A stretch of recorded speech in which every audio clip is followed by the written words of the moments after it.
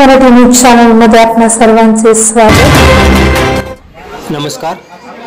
आज आपण ठाणे शहरातील कोपरी आनंदनगर प्रभाग क्रमांक 19 मध्ये आलो आहोत। आनंदनगर येथील बौद्ध विहार या ठिकाणी 72वा प्रजासत्ताक दिन साजरा करण्यात आला। या कार्यक्रमासाठी प्रमुख पाहुणे म्हणून माननीय Kamleshji Rajbhar Indian defence officer उपस्थित होते। तसेच या कार्यक्रमाला सौ प्रतिकामाई वायदंडे वंचित बहुजन आघाडी ठाणे शहर महिला अध्यक्ष, वंचित बहुजन आघाडीचे सर्व पदाधिकारी व महिला वर्गही उपस्थित होते। या कार्यक्रमाचे प्रमुख पाहुणे माननीय कमलेशजी राजभर यांच्या हस्ते झेंडावंदन करण्यात आले। डॉक्टर बाबासाहेब आंबेडकर यांच्या प्रतिमेस सौ प्रतिकामाई वायदंडे यांच्या हस्ते पुष्पहार अर्पण करण्यात आले। कार्यक्रमाची सुरुवात राष्ट्रीय गीत गाऊन करण्यात आली।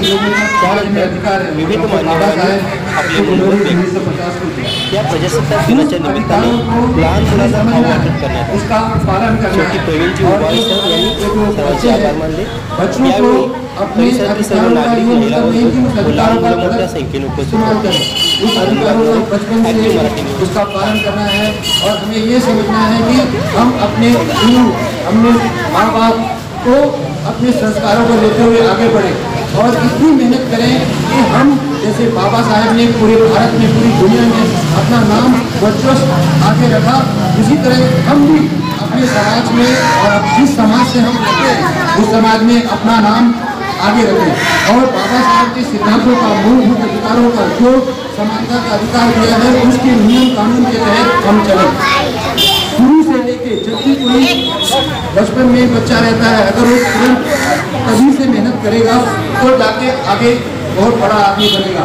तो आप लोगों को क्या चाहिए, सवेरे मॉर्निंग में सुबह जब आप लोग सुबह उठते हैं कभी से बचपन से थोड़ा एक्सरसाइज, फिटनेस, संस्कार, सवेरे सवेरे अपने माँ बाप का पैर छूना और कुछ जो बाबा साहेब का जो सर ने बताया, बाबा साहेब का कुछ जो अध्याय है कुछ पढ़ो, किस तरीके से हमें आगे जाना है और कुछ ऐसा नियम टाइम टेबल बनाओ कि हमें क्या गोल सेट करना है, आगे हमें क्या बनना है, हमें आर्मी में जाना है या हमें साइंस में जाना है या डॉक्टर में जाना है। लेकिन ये जाने से ही वो तैयारी नहीं होती है।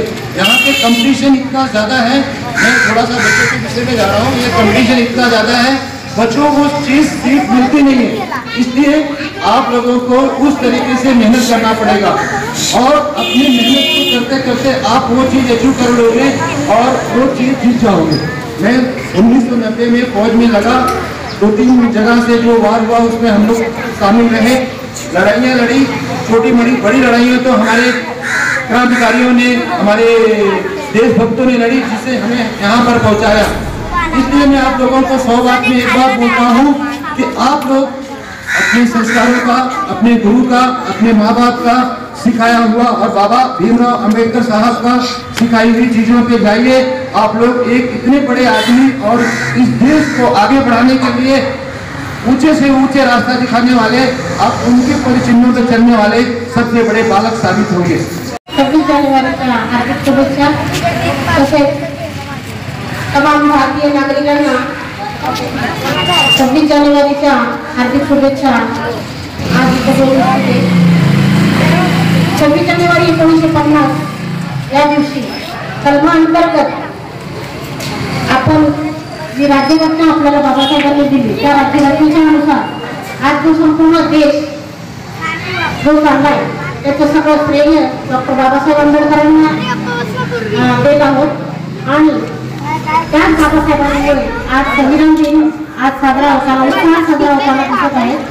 प्रत्येक ठिकाणी 15 ऑगस्ट दिन साजरा करतो, पण तो फक्त ब्रिटिशांच्या राज्यातनं किंवा ब्रिटिशांच्या ह्याच्यातनं आपण मुक्त झालो होतो, पण खऱ्या अर्थाने आपण 26 जानेवारी 1950 साली आपण मुक्त झालेलो आहोत। त्यामुळे खरं अभिवादन मी परमपूज्य महामानव डॉक्टर बाबासाहेब आंबेडकर यांना देते आणि पुन्हा एकदा भारतीय संविधानाच्या निमित्ताने सर्वांना शुभेच्छा। जय भीम, जय भारत, जय महाराष्ट्र।